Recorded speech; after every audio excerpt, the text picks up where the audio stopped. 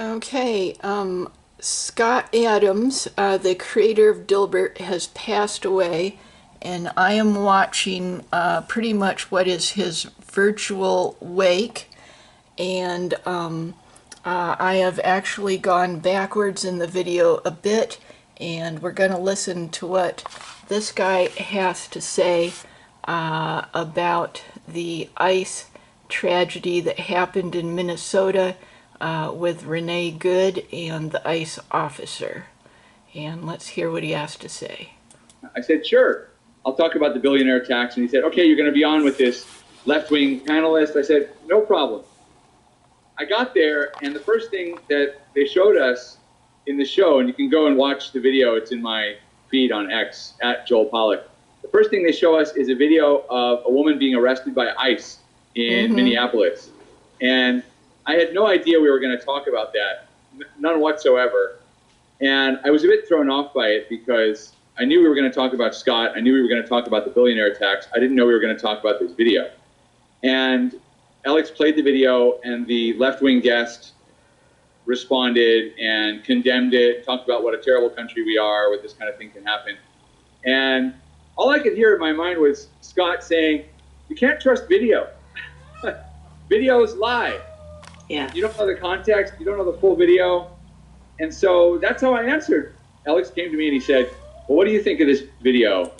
Yeah, see, there's so many people that saw it from one angle first, and they formed their opinion based on that, and then they saw it from another angle, and then they changed their opinion, or the people that saw different videos got their opinion solidified one way first, and then they didn't want to budge because, you know, people usually won't change their minds.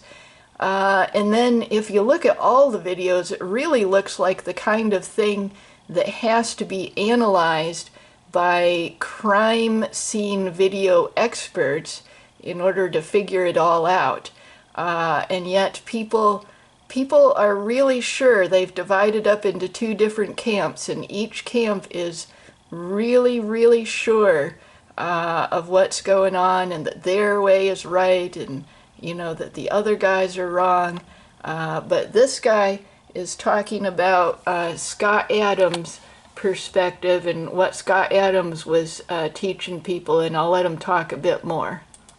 And I said, well, I don't know what to think. I don't know anything about this video. It's the first time I'm seeing it. We don't know what happened before. We don't know what happened afterwards.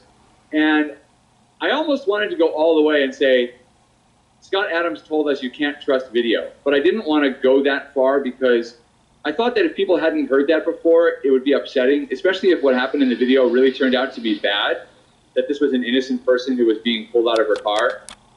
So I just made my point, and I said, look, this kind of interaction wouldn't have to happen if there was cooperation between state and local law enforcement and ICE. And I really wanted to get back to talking about Scott. We did eventually talk about Scott.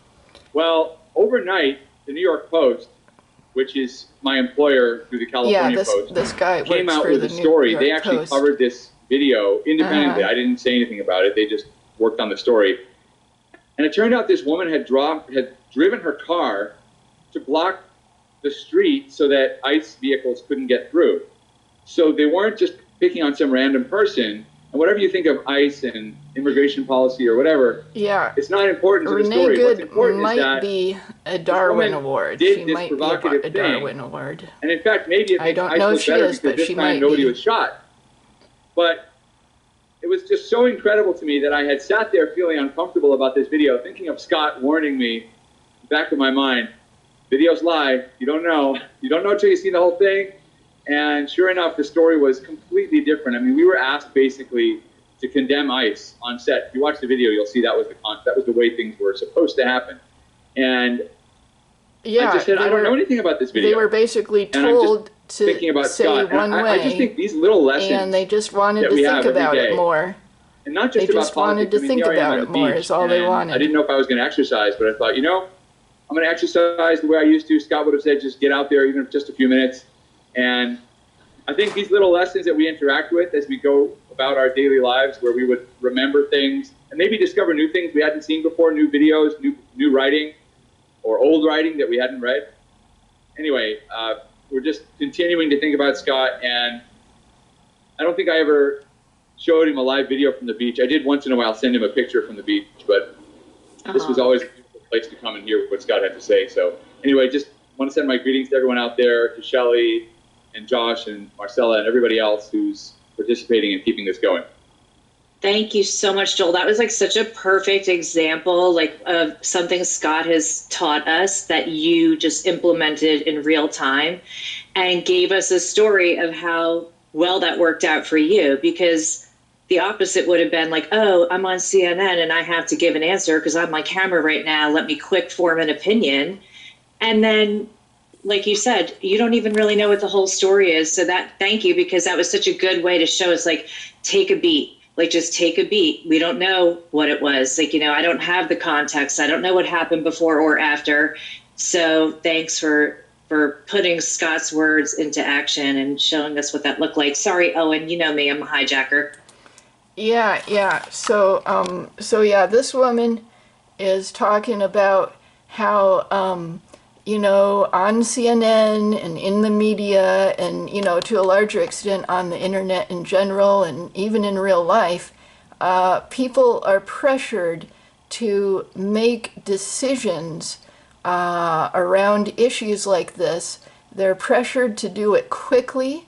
They're pressured to not sit there and think and look at the evidence for a long time.